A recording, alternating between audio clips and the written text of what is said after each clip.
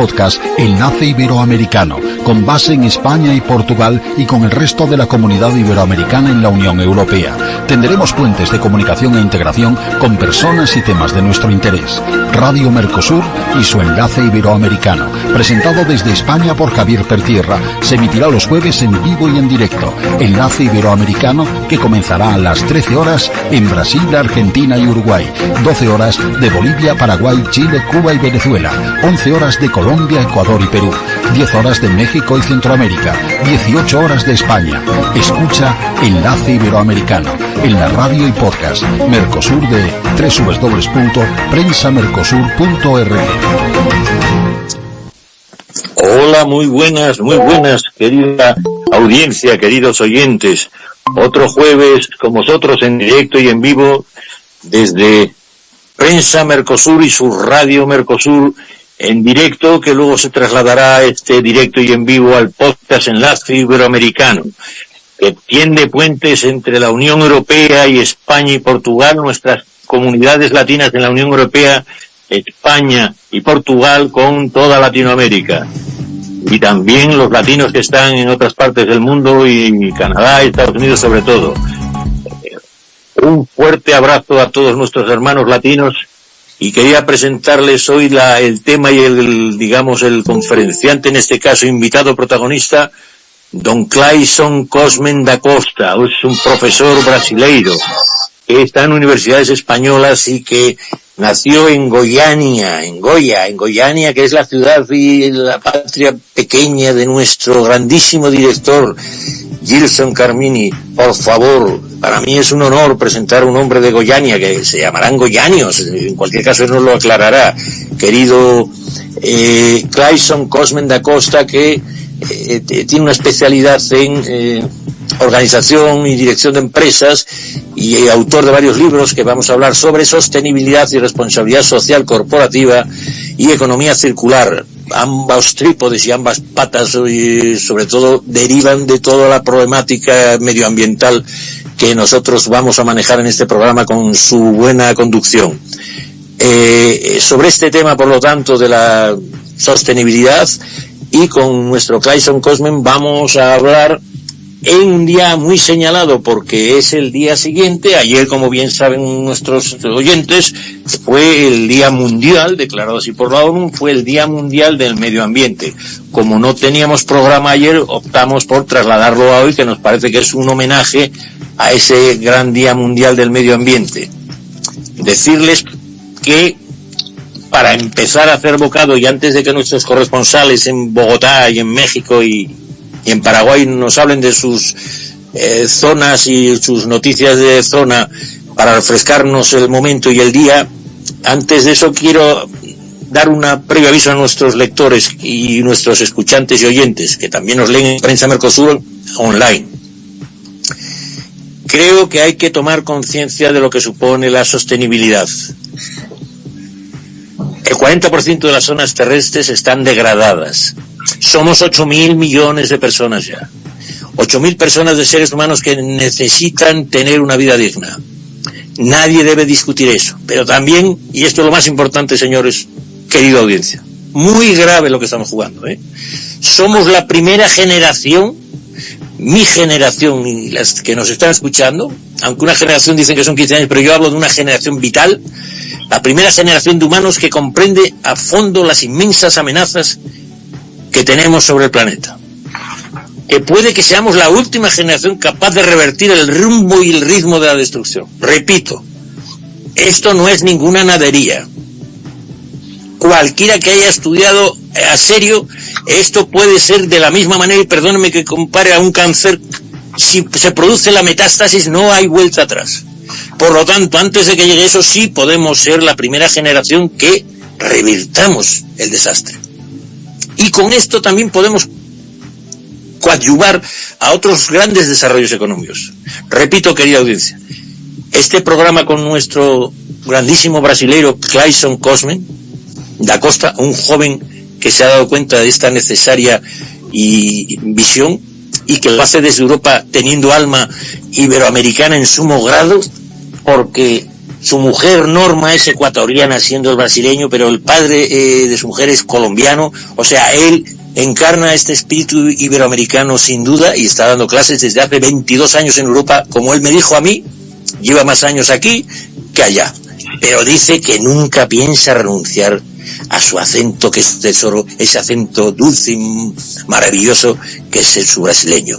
Con este personaje vamos a hablar, y ahora, si me disculpan, paso la voz a nuestro corresponsal. Bueno, es la niña de mis ojos, es lo más increíble como amigo que he tenido virtualmente, que es don Carlos Castañeda.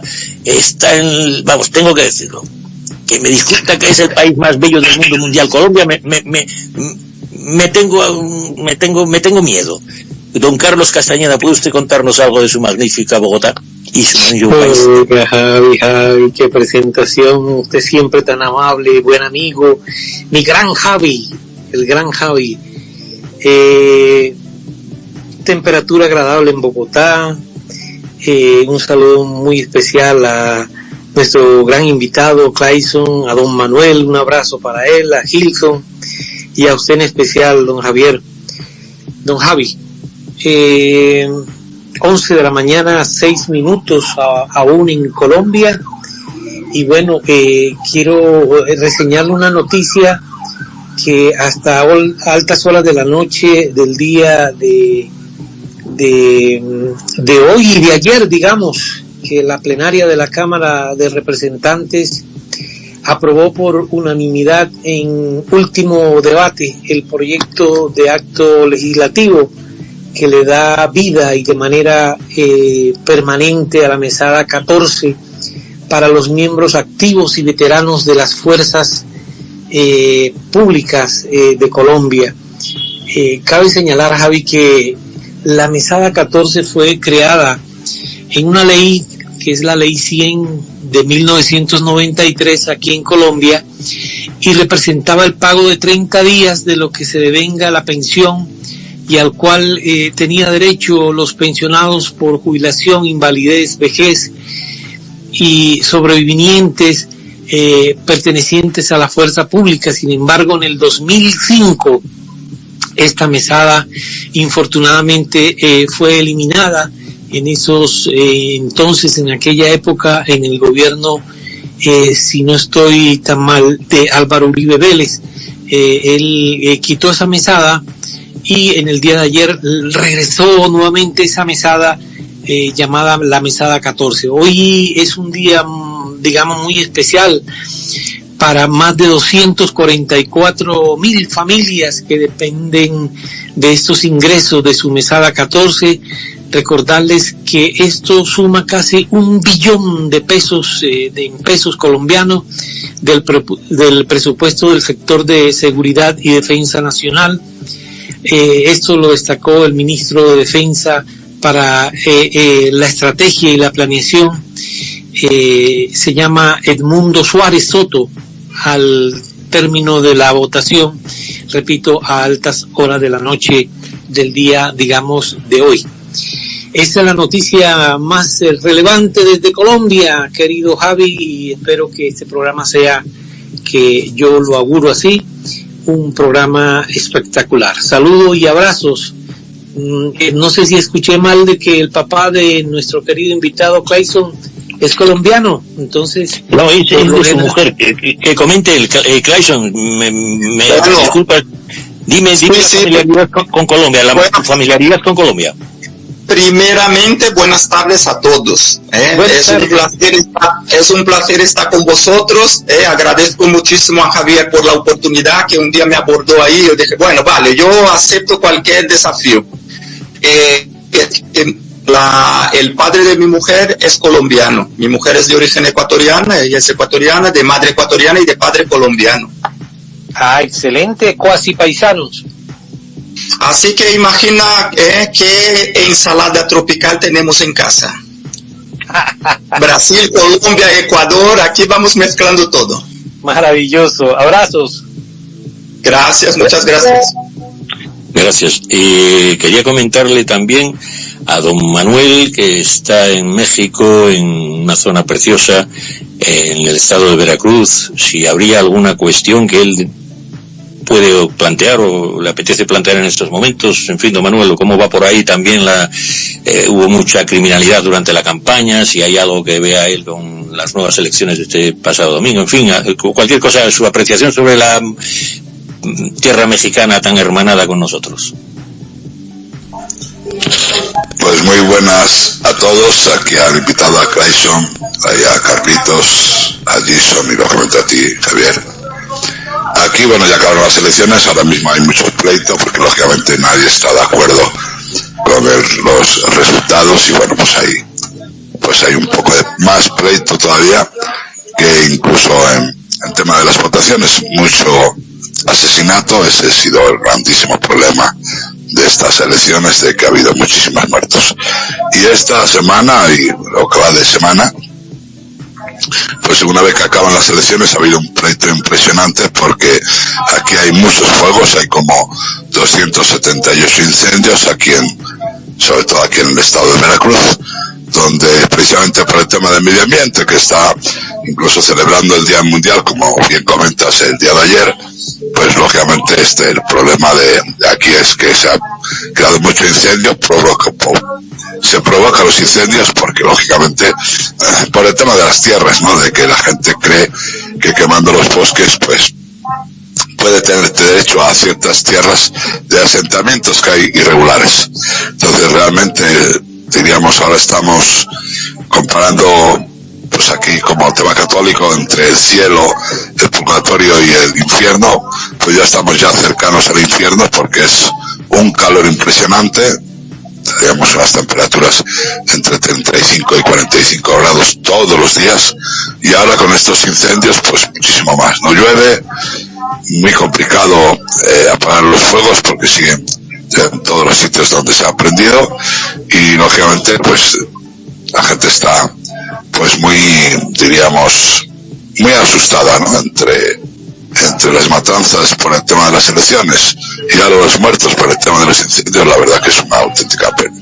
Falta agua, la gente ya no tiene agua en varias de las ciudades, y lógicamente pues sigue sin llover, y el calor tremendo que hace y estos incendios, pues bueno, veremos a ver qué pasa, a ver si ahí empieza ahí el Diosito a que nos mande agua como sea, por lo menos que se apaguen los incendios, que la gente ya pueda tener el líquido tan deseado.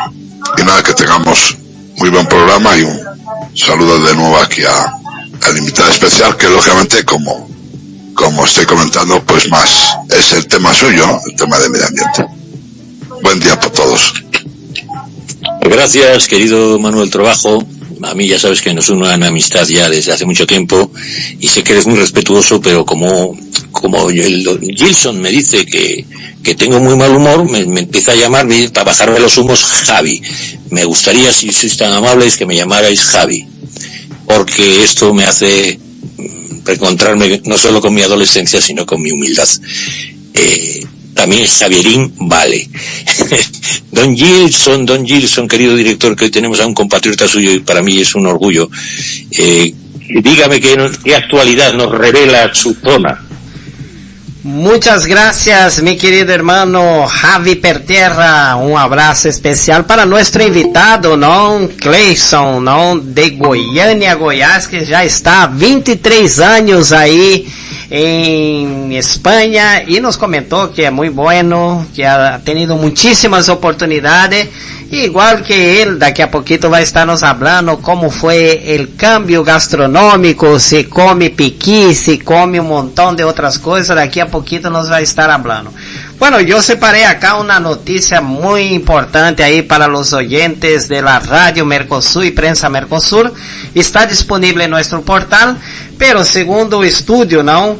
Ese fue un año de calor global récord que acercó la Tierra a un umbral peligroso, ¿no? Eso es una racha de calor récord en el verano pasado. Se ha prolongado durante todo un año en todo el planeta. Según anuncian investigadores, el miércoles, acercando la Tierra más aún al Sol, el umbral se relaciona con un comportamento jamás visto, ¿no? Que elevará aún más las temperaturas del planeta. Por eso acá en algunos lugares estamos con el veranillo de San Juan, ¿no? Que es exactamente esa aproximación rápida que ela hace. Y dentro de todo eso, ¿no? En virtud del Acuerdo de París de 2015, ¿no? Los líderes están reunidos a nivel internacional para que no se aumente a 1,5 grado las temperaturas del planeta, que eso provocaría desastres naturales aún mayor de lo que viene acontecendo. Una de las razones también, si fue citado Brasil como ese problema, ¿no? Ya que el Río Grande del Sur sigue inundado en varias partes, e incluso se plantea la construcción de ciudades, cambiar algunas ciudades de lugar, exactamente por el tema ese de la seguridad. Bueno, mi querido hermano, yo voy a estar acá escuchando nuestro conterráneo de Goiânia, ¿no? Que me imagino que come piqui y nos está hablando ahí un poquito. Vamos a estar para hacer todas las preguntas a él, y ya se acercó también Brigitte Ripamonte. Entonces, así que paso la voz para ti, querido Javi. Pues sí, qué honor que esté con nosotros Brigitte Ripamonti. Previamente decir que creo, ya que avisar, que es una personalidad Brigitte Ripamonti, que ha colaborado con el SOS-Water, el SOS del agua, y del medio ambiente y de iniciativas global de medio ambiente. Es una digamos activista, también una mujer empresaria y emprendedora donde las haya, y que reúne, además de esa defensa de la naturaleza en todos sus ámbitos, incluso por Dubái, pues tiene como saben ustedes, el podcast hermanísimo de estos días, que es el Women Talks, que promueve toda la mujer y empodera sobre todo las emprendedoras, y esa iniciativa que es tan necesaria para nuestras hermanas. Brigitte, decirte que hoy para mí es un gran honor tenerte aquí como experta y gran activista de SOS-Water y de medio ambiente, y por eso yo lo que tú digas y lo que hables para mí va a ser un gran complemento a un programa que, repito, tenemos a dos brasileños, nuestro director y nuestro invitado, y decir la nadería, que Brasil, que es 17 veces esta Españita mía, pues es el pulmón del mundo. Y a mí se me ocurrió que qué más bonito en el día, digamos, siguiente al medio ambiente de la celebración, pues tener a dos brasileños que representen al gran pulmón, y también más cosas, ¿no? Porque en agua, digamos que también es la mayor potencia del mundo, el pulmón del mundo. Y gracias, por lo tanto, Clayson, y le paso la palabra a nuestra Brigitte, que seguro que nos ilumina y que sabe mucho más de esto que yo. Dígame, don Brigitte, ¿qué opina usted? Ay, muchas gracias, don Javier. Sí, paso a saludarlos a todos. He estado un poquito alejadita por compromisos, pero acá muy firme, y me encantó el tema, Javier. Muchas gracias por ser parte de esa gente que usa su voz en pos del planeta, porque esa es nuestra gran casa, ¿no? Independientemente, es la casa sin fronteras, es nuestro planeta, y por supuesto el Amazonas debemos celebrarlo y protegerlo todos y cada uno de nosotros, porque allí no debe haber regionalismo, sino debe haber la naturaleza de la conservación humana. Ya no tenemos una opción diferente, y obviamente el calor extravagante que estamos viendo nos dice que estamos haciendo algo terriblemente mal, o hemos hecho algo terriblemente mal con nuestro planeta. Esperar que las futuras generaciones tengan que enfrentarse a estos grados de calor, y agradezco mucho a los números contundentes que dice Gilson, que obviamente la publicación ayer de la ONU, del secretario general de la ONU, fue estrepitosa, creo que para todos los gobiernos, decirles ya estamos a la era de extinción, por favor hagamos algo. Haremos la deforestación, cuidemos los ríos, porque el agua se va a volver el commodity más grande que se van a pelear las naciones. Por supuesto, Brasil, de donde es el invitado, pues el lugar, el eje central de lo que queda de vida y que afecta un río aéreo, un río flotante que llega a África, que espera África y todos los animales de África que se están muriendo por el exceso de sequía, que las cacaoteras, se ha perdido 30% del cacao global, o sea que vamos a tener que mirar precios que van a empezar a aumentar en esa área, los alimentos, y bueno, por supuesto los incendios forestales que se volvieron a la orden del día este año. Entonces me parece muy acertado celebrar el planeta, y no deberíamos celebrar el planeta, don Javier, un día, sino todos los días, recordarnos de nuestro compromiso nuestro compromiso individual como seres humanos para cuidar la casa de todos. Así que muchas gracias por la invitación y estoy aquí para apoyarlo.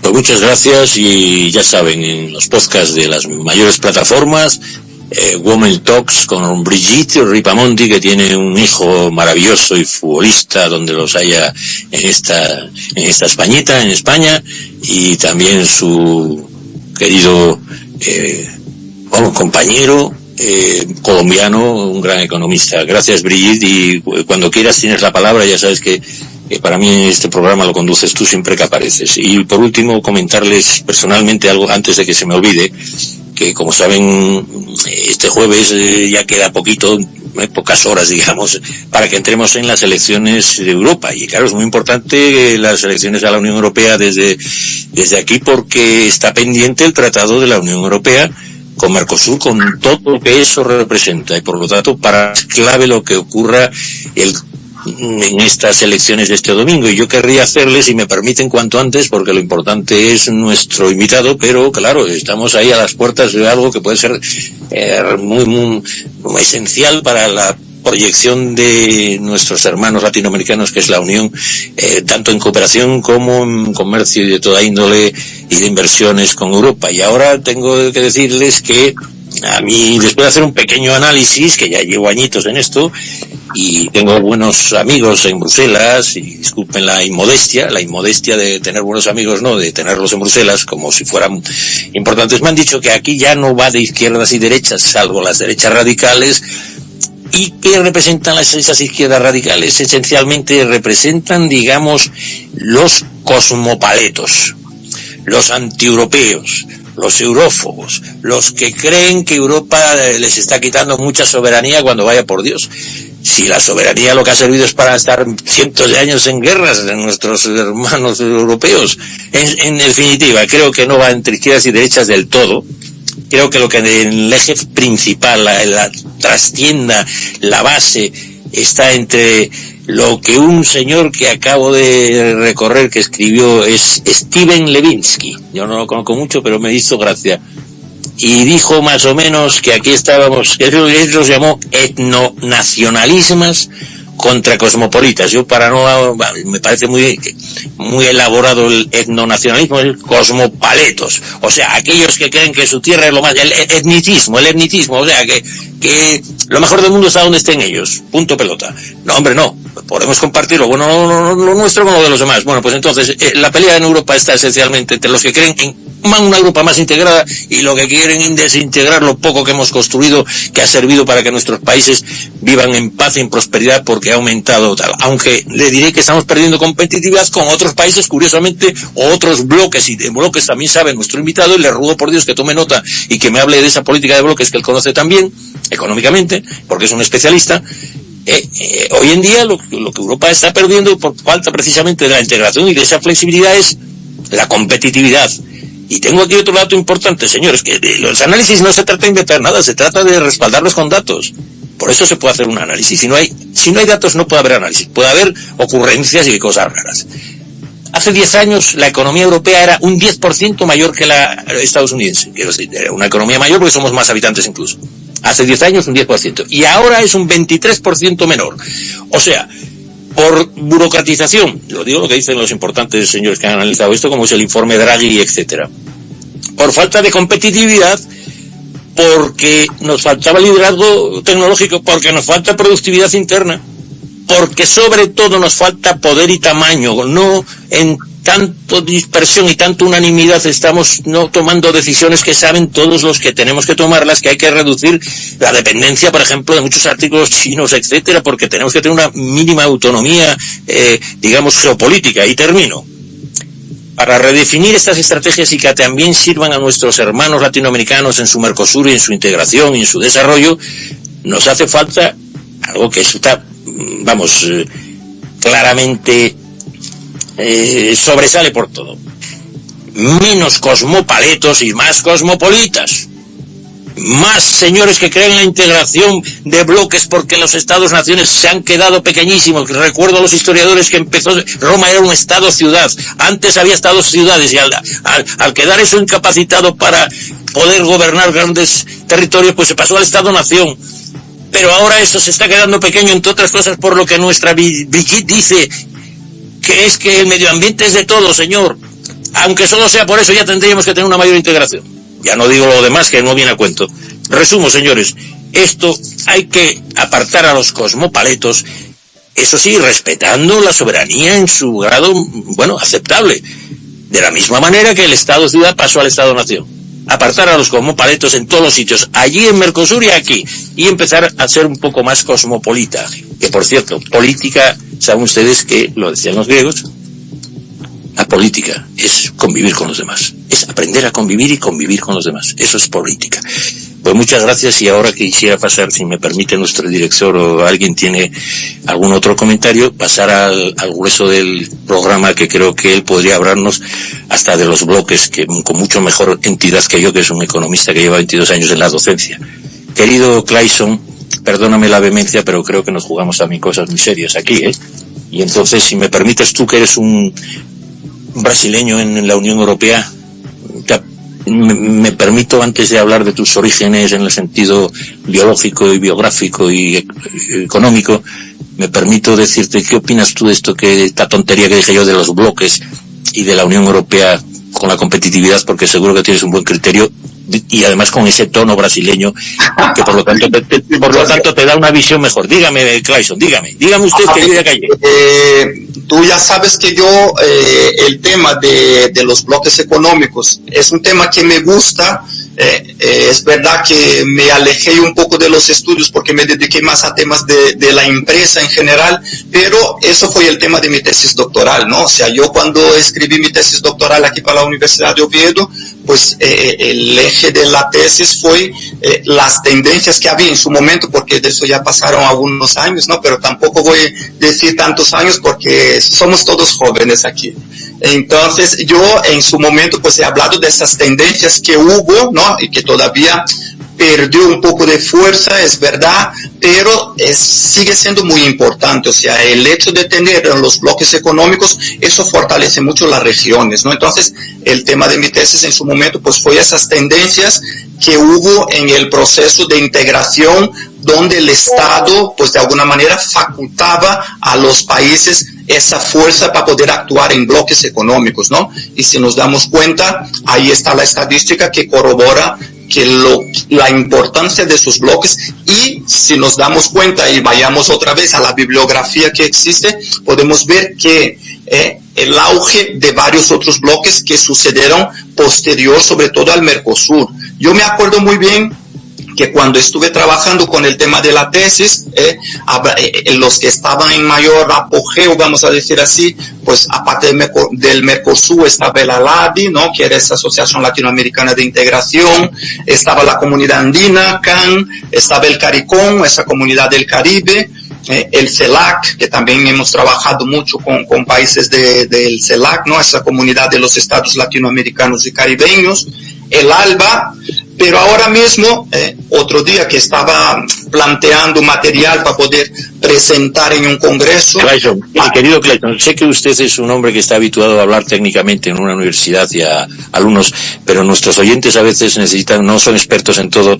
Si eres tan amable, ¿podrías definirnos algunas de estas siglas, por ejemplo, para que lo comprendan, qué es el ALBA y otra? Sí, baja usted el nivel, maestro.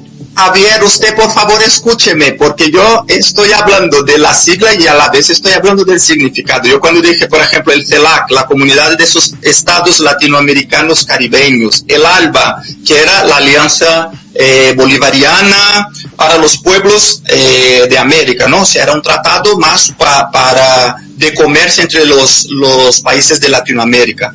Luego estaba el Mercosur, que es el mercado común del Cono Sur, ¿no? Que sabemos que estamos aquí, la mayoría de nosotros, pues somos hermanos, sobre todo también en el Mercosur, ¿no? O sea, Argentina, Brasil, Paraguay, Uruguay, está Venezuela, pero es verdad que actualmente Venezuela está suspendida como país miembro por los problemas que están atravesando. Y luego tenemos ahí esos países asociados, ¿no? Al Mercosur, Bolivia, Chile, Colombia, Ecuador, Perú.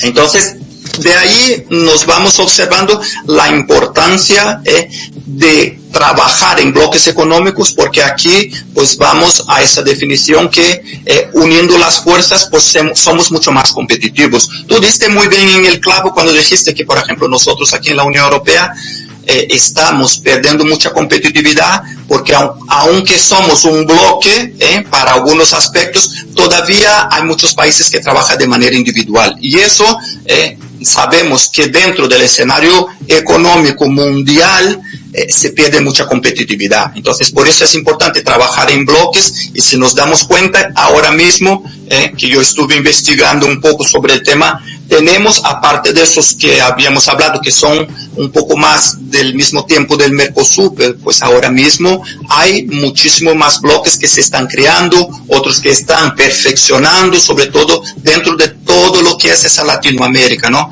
Tenemos unos cuantos que podría nombrar, pero vamos a dejar eso para un otro programa cuando tú me invites, porque así yo sigo siendo un asiduo del programa, ¿vale? Pero vuelvo a recalcar que es muy importante, sobre todo en aspectos de la competitividad, el poder, el Estado, o sea, cuando hablamos de la estatalización, ¿no? Que el Estado pueda intervenir en el sentido de ayudar a dar mucha más competencia a esos bloques económicos. Entonces es la tendencia ahora mismo. O sea, fue tendencia en un momento, luego por problemas, sobre todo en Latinoamérica, se enfrió el concepto de trabajar por bloques, porque sabíamos que envolvía otros aspectos que de alguna manera quitaba esta fuerza competitiva. Pero ahora otra vez estamos observando a través de las estadísticas que vuelve esa tendencia de trabajar a través de esos bloques económicos. Pues así es, bueno, pues exactamente lo que estás proponiendo es que tú también eres cosmopolita, ¿no? O eres cosmopolita. Quiere decir, tú crees en una mayor integración tanto de Mercosur claramente como en Europa, ¿no? Yo defiendo totalmente el trabajar en bloque, porque si yo trabajo con temas de empresa, tú ya sabes que yo siempre voy a apostar por la competitividad. Y la competitividad ahora mismo, si queremos triunfar fuera de nuestros mercados, tenemos que aliar fuerzas, y ese aliar fuerzas pues traduce en una mejor competitividad. Y la mejor competitividad, traduciendo en temas de empresa, es una mayor rentabilidad. Pero con una integración de bloques mayoritaria, ¿no es así? Eso es. Bueno, y entonces comentarte que tú naciste en Goiânia, y puedes explicarnos algo de esa maravillosa tierra que es nuestra historia y de la región Goya, y en fin, ¿sois goianios o cómo puedo llamarlo? Somos goianienses. Mira tú, pues perdóname, tampoco he cometido un grave error, pero aquí. Tampoco puedo hablar mucho de Goiânia, o sea, en el sentido de la evolución que hubo. O sea, yo nací en Goiânia, he estudiado la carrera en Goiânia, y nada más, porque además es una cosa que, bueno, es algo de mi vida, ¿no? Yo empecé en la universidad muy temprano, entré en la universidad antes de cumplir los 17 años. Entonces estudié la licenciatura de Administración y Dirección de Empresas. Justo cuando terminé la universidad, que terminé en diciembre, en febrero vine a España. Vine a España con la intención de estudiar medicina. Pero resulta que con los problemas que yo siempre digo, con los problemas que tenemos relacionados con el idioma, un día de desespero me puse a caminar aquí por Oviedo Y como vivía cerca del campus de la Universidad Económica, porque aquí Javier, que está en Oviedo, ya sabes que en el campus del Cristo pues tenemos la Facultad de Económicas, Derecho, Medicina, Enfermería. Entonces como que me perdí con tantos campus, porque sabrá aquí mi compañero de Goiânia que no hay tantas universidades, ¿no? Entonces yo me perdí en este campus y por coincidencia me encontré delante del Departamento de Economía Aplicada, y ellos ofrecían un programa de doctorado que me acuerdo perfectamente como si fuera ayer: Globalización Económica y Sociedad de la Información. Y me pareció interesante el tema, ¿no?, del doctorado, y entré para obtener información, pero me trataron de una forma tan excepcional que yo me quedé maravillado. Entonces en ese momento llamé a mi madre, porque de aquella todavía era muy mamitis, ¿no?, porque tú date cuenta que todavía era muy joven y era muy dependiente de mis padres. Y se lo comenté: oye, creo que voy a olvidar el tema de estudiar medicina y quiero hacer un doctorado. Y me dice: no, un doctorado, para eso puedes volver a Goiânia, no hace falta que estés en España para un doctorado, porque de aquella ellos no veían la magnitud, ¿no?, de estudiar un doctorado. Para ellos, pues mira, un doctorado es un doctorado, lo puedes hacer en cualquier sitio. Y me planteé como un reto. Dije: mira, me quedo, busco la vida, busco un trabajo, y empecé con este programa de doctorado, que es más, como era un programa anterior al Plan Bolonia, fue mucho más extenso que un programa de doctorado actual, que es posterior al Plan Bolonia. Ya sabes que ahora mismo, para acceder a un plan de doctorado, pues con tener un máster, tú ya puedes acceder a la redacción de la tesis, pero de aquella todavía teníamos que pasar por una fase, un año de cursos, otro año con la suficiencia investigadora, y luego plantear la redacción de la tesis. Entonces ahí empezó mi andadura. Yo empecé con ese programa de doctorado y trabajando a la vez para poder mantenerme aquí, porque se me había cortado el grifo, y pues así fue. Estuve aquí, llevo aquí desde entonces trabajando, estudiando. Ya ves como yo pude terminar el doctorado, estudié, aparte de ese doctorado, estudié otros 7 másteres más, pude mejorar mi formación. Luego empecé con la docencia en la universidad. Me surgió la oportunidad también de impartir formación profesional, que también imparto un grado superior de Administración y Finanzas en un centro aquí en Oviedo. Y pues ahora colaborando con universidades de Madrid, y algún oyente que esté también, que necesite alguna colaboración en alguna universidad de Latinoamérica, yo estaría encantado también de poder compartir conocimiento dentro de ese proceso, que no es solamente, es compartir, ¿no? O sea, que yo pueda recibir conocimiento y que también pueda ayudar en algún aspecto. Eso también estaría perfecto. Y desde entonces, pues ya ves, llevo aquí 20 y pico años, no solamente dedicando a la docencia, que he dedicado también a la hostelería, y con la familia. Ya ves que me casé con una chica ecuatoriana, tengo 3 hijos, una de 18 años, uno de 16 y la pequeña que tiene 9 años, y bueno, pues aquí estamos. Pues sí, eres un orgullo para nuestra comunidad, y también comentarte que me señalabas que antes había licenciatura, tú hiciste 5 años, que ahora el grado son 4, y todos esos másters, y que tienes una gran querencia por tus vecinos de Ciudad Naranco. ¿Puedes comentarte algo de esa vida que haces cerca de un colegio que yo fui, el Colegio Loyola? ¿Cómo opinas que son las vidas así en las ciudades europeas, un poco, digamos, de la zona esta de Ciudad Naranco? Un distrito muy afable, ¿no? Creo que jugáis los mejores de Asturias del ajedrez y todo eso, ¿no? Ahí está, aquí justo al lado de mi casa hay un colegio, es un sitio que enseña el ajedrez, y además siempre hay mucho movimiento, y se nota que aquí están los iluminados, que yo es lo que digo, aquí están los iluminados, porque yo de ajedrez la verdad que no entiendo, mis hijos sí, ellos, el chico por lo menos le gusta mucho, pero yo es algo que a lo mejor no tuve tiempo para desarrollar un poco, ¿no?, esa habilidad, pero me gustaría, pero ahora mismo yo creo que ya es tarde. Es una zona muy guapa, tú lo conoces aquí, estamos muy cerca del centro. Llevo en Ciudad Naranco desde, mira, es verdad que cuando llegué fui a vivir con un familiar, por eso vivía cerca del campus del Cristo, porque él estudiaba medicina por ahí. Y estuve con ellos pues 2-3 meses, luego me cambié a vivir solo porque ya sabes que no me adaptaba muy bien en el sentido de que estaba acostumbrado un poco con de ser un poco independiente, ¿no? Y vivir con familiares, pues no. Entonces me puse a vivir solo y es una anécdota interesante para que vean cómo es el destino, ¿no? Aunque somos personas de ciencias, para que vean que también un poco la religión y la fe puede estar ahí totalmente, coexistir las dos cosas, ¿no? Yo cuando fui a vivir en un piso solo, pues tenía una señora que iba a hacerme la limpieza porque no tenía tiempo, entonces iba 2 veces a la semana y por casualidad un día mandó a su hija a reemplazarla porque no podía ir, y de eso pasaron 22 años, es mi esposa desde entonces, o sea, nos conocimos y pasaron 3 años, nos casamos y estamos hasta hoy, o sea, llevamos 23 años juntos. Y así. Y luego, pues el tema de Ciudad Naranco, por eso, a ella le gustaba mucho la zona, y a mí no me gustaba porque, imagina, yo siempre vivía cerca de la universidad. Entonces, lo primero, cuando se quedó embarazada de la niña, le dije, pues compraremos un piso aquí, porque la madre vivía por aquí, y ella quería vivir cerca de su madre.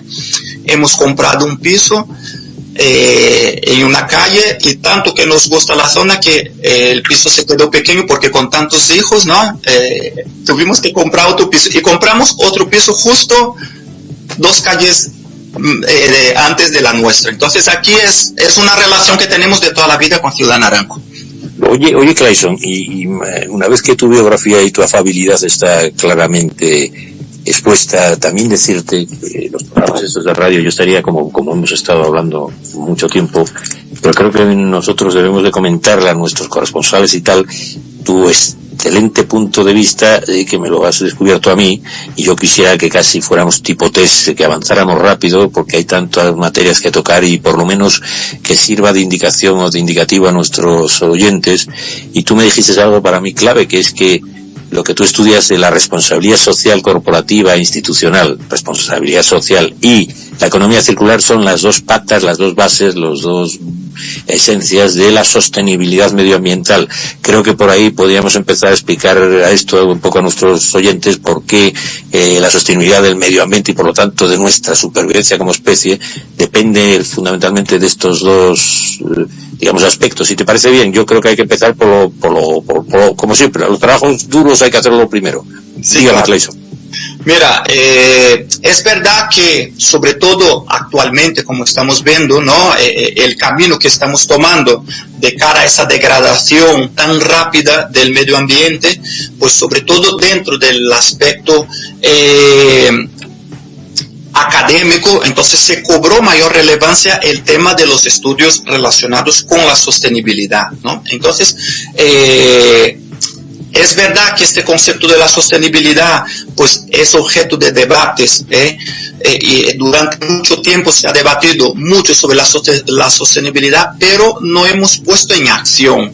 Entonces es verdad que cuando ya escuchamos, o sea, cuando empezó lo que se planteó en la Agenda 2030, que de esa Agenda 2030 salieron esos 17 Objetivos de Desarrollo Sostenible, ¿no?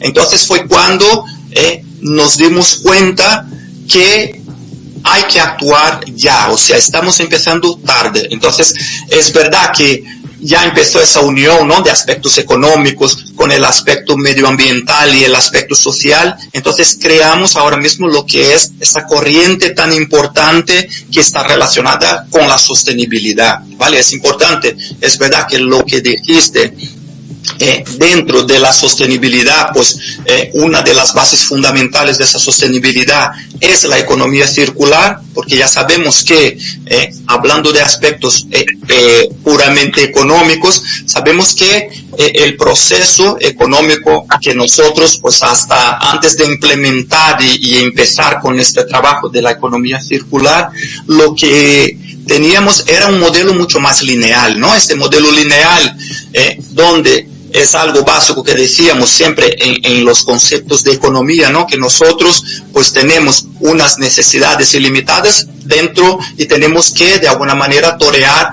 con unos recursos que son no son ilimitados, ¿no? O sea, la necesidad es ilimitada, pero los recursos son los que son, o sea, no podemos decimos que este modelo lineal económico. Entonces, surge es bajar la economía circular, que la economía circular, ¿no? Lo que propone es justamente el revés, o sea, es que este modelo lineal pasa a ser un modelo mucho más circular, y ese modelo mucho más circular lo que hace es alargar la vida útil de los productos y así no a tener que gastar muchas más materias primas, ¿entiendes? O sea, añadir valor a los productos de un sentido en que al añadir este valor al producto, pues lo que vamos es alargar la vida útil. Entonces, alargando la vida útil, pues así no vamos a tener que utilizar tanta materia prima. Y si no utilizamos tanta materia prima, pues aquí ya empieza esta primera idea de que podemos colaborar con este medio ambiente que está tan degradado, ¿no?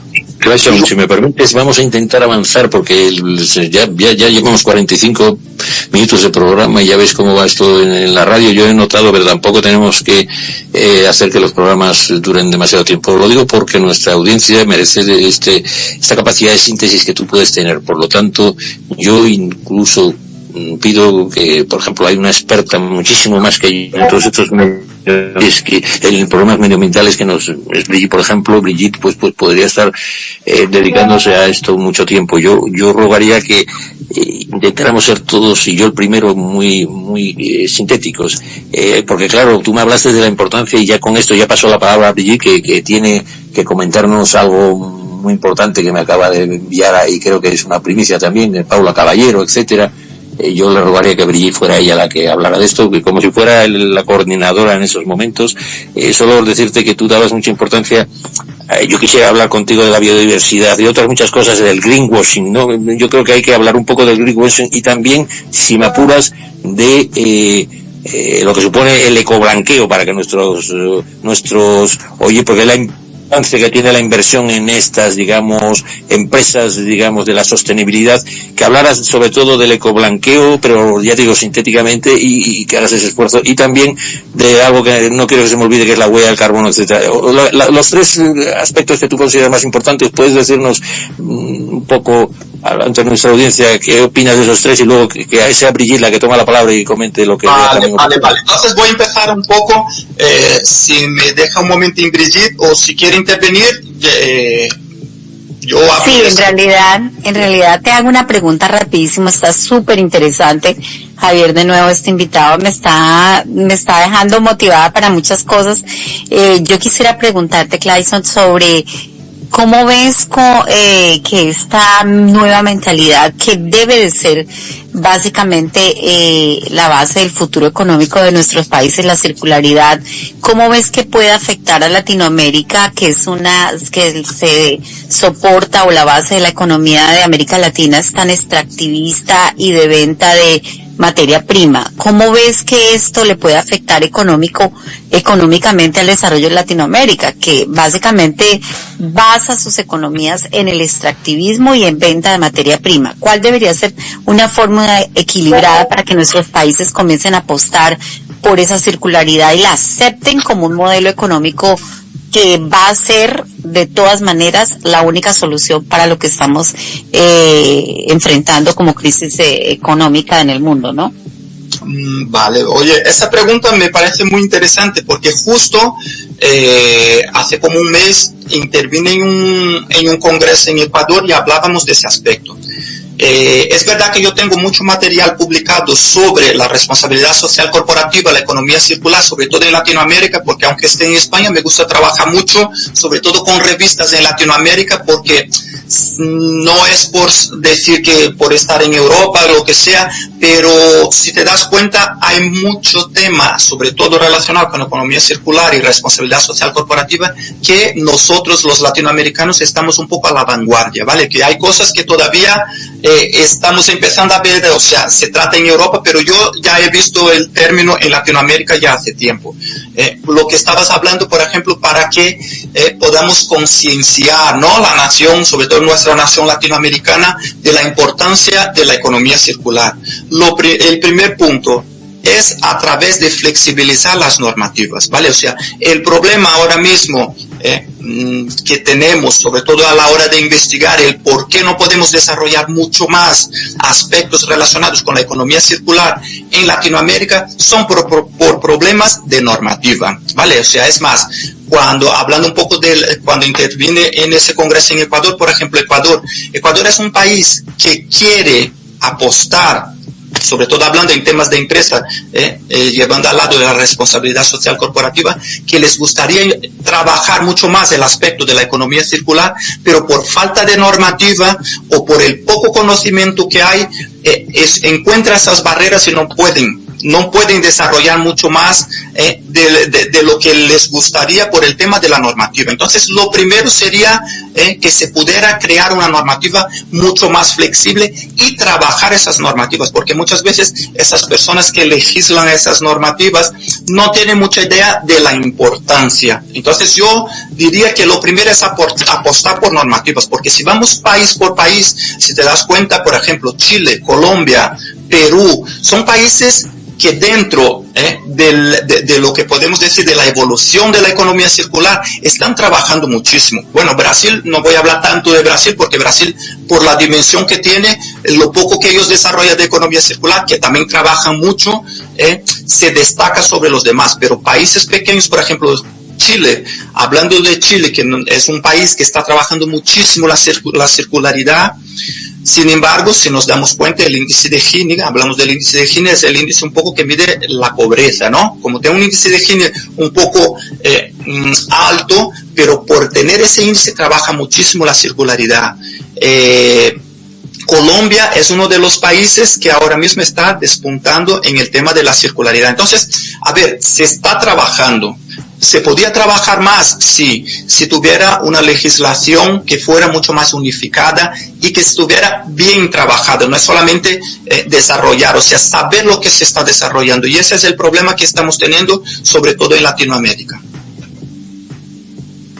Pues muchas gracias, y bueno, habíamos quedado en tres conceptos que creo que son claves y que no es lo que llamaría genéricamente el greenwashing, que es el ecoblanqueo. Hay estos aspectos que quiero que toques antes y el programa nos devora el tiempo. Hablabas de la huella de carbono, del greenwashing, del ecoblanqueo. No debemos olvidarnos de la biodiversidad, también de los pueblos indígenas y su importancia para poder colaborar en la lucha contra la desertización y en general pues las talas, etcétera. Quiero decirte, hay 5 temas que tipo test tenemos que tratarlo porque no se puede hablar. Vale. Bueno, Javier, pero tú puedes invitarme en otra ocasión, porque si ves aquí la gente me quiere ahora mismo también, ¿eh? Entonces yo digo aquí a todos los invitados que están que presionen a Javier que me traiga más veces al programa.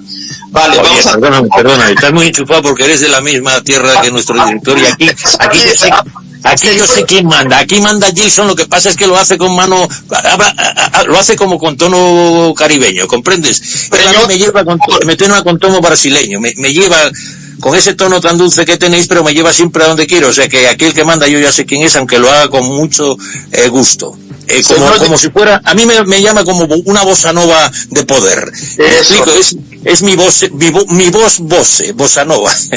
Oye, comenta, venga, vamos a hablar. Vamos al tema, vale. Mira, hablando un poco de la responsabilidad social corporativa, que ya habíamos dicho que la responsabilidad social corporativa a su vez pues va a englobar aspectos económicos, sociales y ambientales, ¿no? Entonces, cuando hablamos del aspecto del greenwashing, muchos de los países que también tenemos este problema, Brigitte, que la mayoría de las empresas que tenían que utilizar la responsabilidad social corporativa como políticas para mejorar la gestión, la utilizan como herramientas de marketing. Entonces, cuando utiliza eso como herramientas de marketing, hablamos que la mayoría hacen el greenwashing, ¿no? O sea, es como un ecoblanqueo, lo que ha dicho Javier. Lo que hacen es utilizar de forma de marketing para alcanzar una mayor rentabilidad, pero no lo utiliza como política. Y al no utilizar como política, no propone las medidas que tenía que proponer, sobre todo pues relacionados con el cuidado de esa sociedad, de ese medio ambiente y de la economía. Entonces,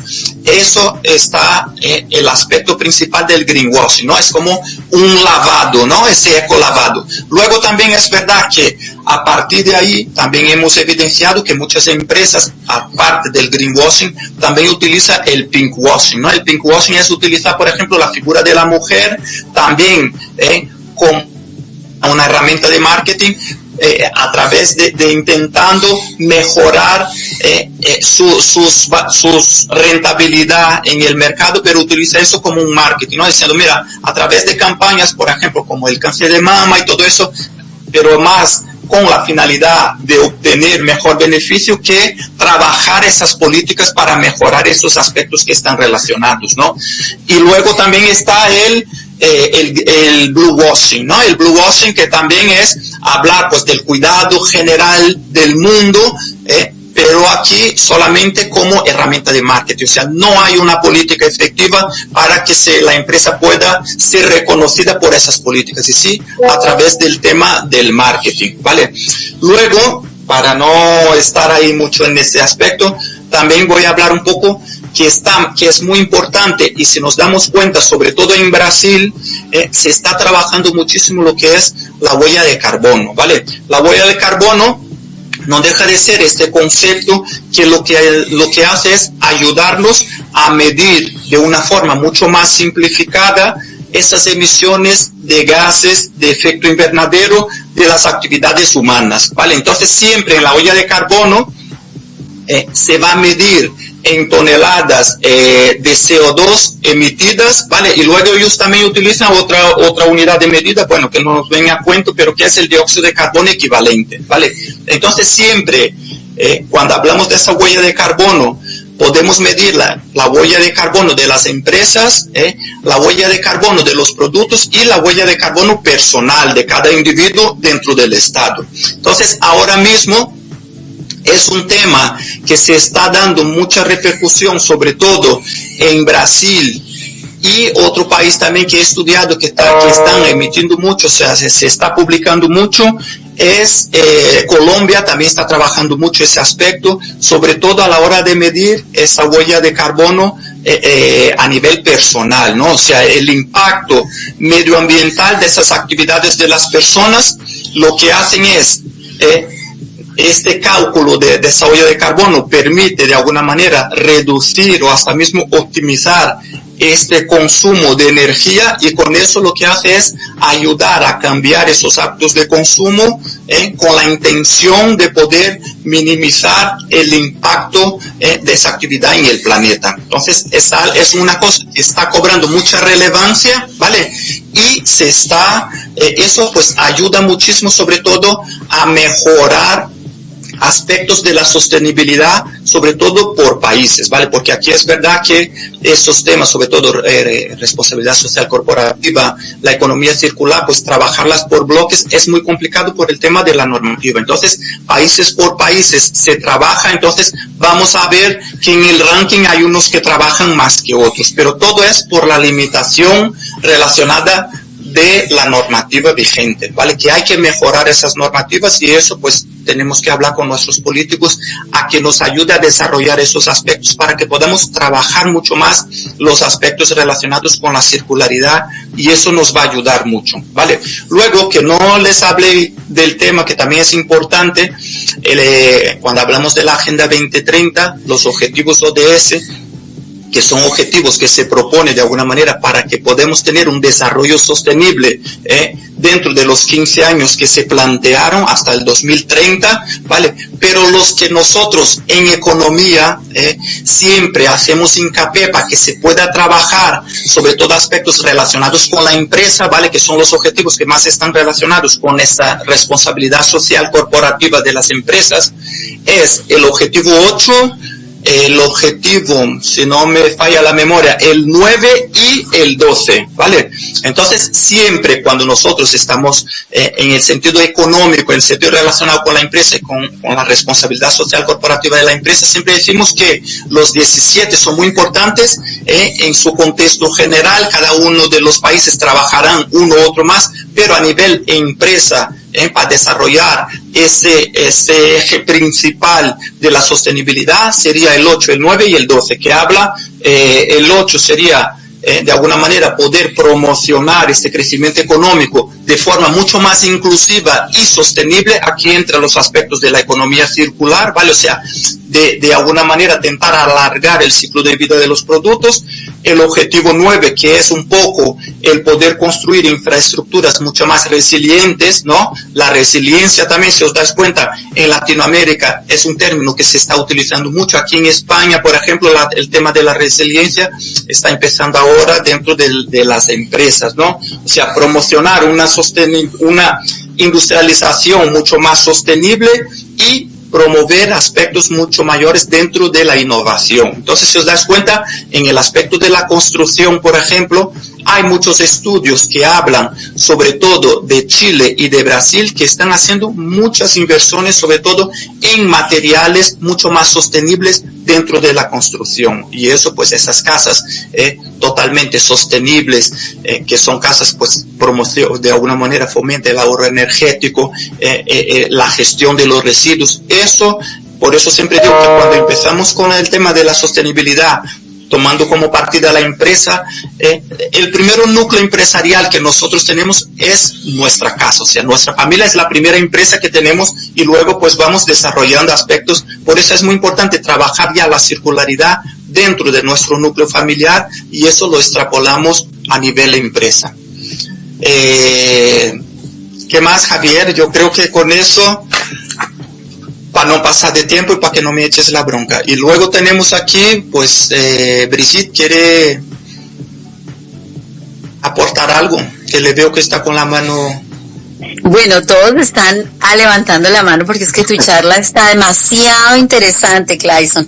Yo me apuesto y me uno a la propuesta de volverlo a tener, don Javier, porque de verdad que ese hombre me ha volado la cabeza, estamos en la misma línea, sabemos que hay cosas que hay que hacer, las compañías están implementando, sobre todo en Estados Unidos, donde vivo yo, ya planes de acción para remediación de la huella interna de las empresas, y me encantó todo lo que dijiste, pero yo creo que nos quedamos cortos, don Javier, creo que merece el tema ser tratado con quizá otros panelistas que estén en medio ambiente. La misma Lorena sabe muchísimo sobre estos temas. Y bueno, súper fascinada de esta charla, don Javier. De verdad que se la sacó de la manga usted con esa entrevista para el Día del Clima, bueno, celebración del medio ambiente. Y pues muchas gracias, súper charla. Muchísimas gracias. Carlos. Mi querido Clayson, usted nombró a Colombia. Y Colombia pues está muy comprometido en el tema de las energías limpias, de reducir gradualmente los combustibles fósiles. Yo desde hace algún tiempo he leído algo sobre el tema del cambio climático y he hecho algunas reflexiones sobre ese tema que es muy amplio y quisiera resumirlo en algunos minutos o quizás menos sobre lo que yo pienso sobre el cambio climático, que es uno de los desafíos. Y Clayson, me gustaría tu opinión sobre lo que yo voy a comentar, que que es uno de los desafíos, el cambio climático más significativos y urgente de nuestra era, a pesar de la proliferación, digamos, de organizaciones dedicadas a combatirlo, la falta de consenso sigue siendo un obstáculo importante. Existen personas y entidades genuinamente comprometidas en la lucha contra el cambio climático. Sin embargo, muchas veces estas intenciones se desvían por intereses comerciales. Es lamentable que algunos vean esta crisis global como una oportunidad, digamos, para hacer negocios, comportándose, yo lo titulo como de esos piratas modernos que buscan sacar provecho económico de la situación.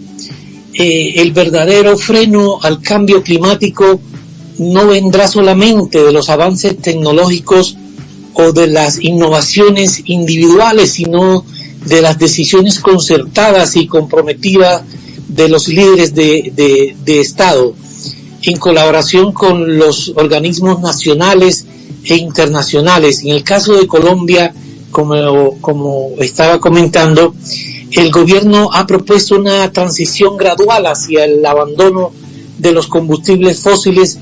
Esta es una iniciativa crucial, pero enfrenta enormes desafíos debido a los grandes intereses económicos que giran en torno a estos recursos. La realidad es que el camino hacia una economía más sostenible, y con esto termino, está plegada de intereses egoístas y grandes negocios que priorizan el beneficio económico sobre el bienestar ambiental y social. La lucha contra el cambio climático requiere una visión colectiva y un compromiso auténtico de todas las partes involucradas, mi querido Clayson. Estoy totalmente de acuerdo con lo que planteas, y es más, sumando un poco a lo que hablaste de Colombia, es verdad que hemos hecho un trabajo, ¿vale? Sobre todo relacionado con la economía circular en Colombia, y es verdad que Colombia, por ejemplo, es pionera sobre todo en iniciativas relacionadas con materiales y productos industriales, materiales de construcción sostenible, la gestión de los envases. O sea, Colombia, si te pones a estudiar, es uno de los punteros en Latinoamérica en ese aspecto, ¿no? El trabajar el ciclo de agua, la reutilización, también tiene un papel muy protagonista, ¿vale? Y lo que hablaste de esas fuentes de aprovechamiento de las energías, ¿no? Lo que pasa es que volvemos a plantear lo mismo relacionado con este greenwashing, o sea, lo utilizan como una herramienta de marketing, y ahí es donde distorsiona todo este ideal que planteamos relacionado con la circularidad. Entonces, siempre lo que estamos intentando, sobre todo los que trabajamos a nivel de organización y dirección de empresa, es concienciar desde el núcleo doméstico, ¿no? O sea, empezando desde casa. Es la única manera que nosotros vemos lo más rápido para tomar conciencia, sobre todo, pues, implementar esa circularidad en este primer paso de la empresa, que es el núcleo doméstico, ¿no? O sea, fomentar sobre todo esas acciones de poder compartir, alquilar, de poder reutilizar, ¿no? Reparar, renovar, y hasta mismo, o sea, lo más importante, reciclar. Entonces, con eso alargaremos el ciclo de vida, pero claro, es verdad que nos deparamos con muchas prácticas desde ecolavado, ¿no? Desde lavado de imagen de las empresas, y eso es lo que está de alguna manera impidiendo que podamos avanzar a un ritmo mucho más rápido. Y luego, pues, también estarás de acuerdo conmigo que eso también fue uno de los resultados que pudimos obtener de los estudios, sobre todo que hicimos ahí en Latinoamérica, el tema de las normativas. Entonces, ¿entiendes? O sea, por mucha intención que tenga, si hablamos al núcleo de las empresas, pues siempre vamos a tener este problema de la legislación, y esos nuestros legisladores, pues, concienciar de la importancia, que es verdad que cada vez vemos que las normativas están favoreciendo mucho más a estos intereses de la circularidad, pero todavía tenemos mucho que trabajar. Excelente, excelente, mi querido Clayson, ¿no? Un fuerte abrazo para ti, un honor acá tener. Javier ha tenido problema con la conexión allá, ¿no? Parece que el meeting ha dado algún problema y nosotros vamos a dejar ahí el espacio abierto para que usted pueda venir otra vez, participar, traer más información, traer gente también desde ahí para que nos pueda complementar con más información. También le invitamos cuando pueda participar tanto de mujeres Woman Take como también de enlace suramericano, ¿no? Que empieza a las 19 horas, 11 horas de Madrid, España. Entonces, hágase de acá su casa y te dejo ahí para que tú te despidas de ese programa para que nosotros finalizamos, ¿ok? Bueno, pues muchísimas gracias por la oportunidad, ¿vale? Si me pasé con el tiempo, es verdad que ya sabes que por la costumbre me pongo a hablar y si no me frenan, igual estamos aquí hasta 10 horas más hablando del tema porque es algo que me apasiona mucho. Y nada, cuando me necesitáis, ya sabéis, podéis hablar con Javier y yo estoy disponible. Que sea, muchísimas gracias. Bueno, perfecto, muchas gracias a ti y nosotros finalizamos más un enlace iberoamericano, ¿no? Acá con ustedes Gilson Carmine desde la región trinacional, haciendo ahí el papel de nuestro querido Javi que tuvo problema con la comunicación. Entonces, hasta la próxima semana, fuerte abrazo y hacen acuerdo que el sábado a partir de las 13 horas de Brasil y Argentina, usted va a poder escuchar ese programa nuevamente y el día martes también. Entonces, así que si usted llegó ahora, no te preocupe. Pronto va a estar también disponible en las plataformas podcast. ¡Chao! Desde prensamercosur.org presentamos nuestro programa Radio Podcast Enlace Iberoamericano, con base en España y Portugal y con el resto de la comunidad iberoamericana en la Unión Europea. Tendremos puentes de comunicación e integración con personas y temas de nuestro interés. Radio Mercosur y su Enlace Iberoamericano, presentado desde España por Javier Pertierra, se emitirá los jueves en vivo y en directo. Enlace Iberoamericano que comenzará a las 13 horas en Brasil, Argentina y Uruguay, 12 horas de Bolivia, Paraguay, Chile, Cuba y Venezuela, 11 horas de Colombia, Ecuador y Perú, 10 horas de México y Centroamérica, 18 horas de España. Escucha Enlace Iberoamericano en la radio y podcast Mercosur de www.prensamercosur.org.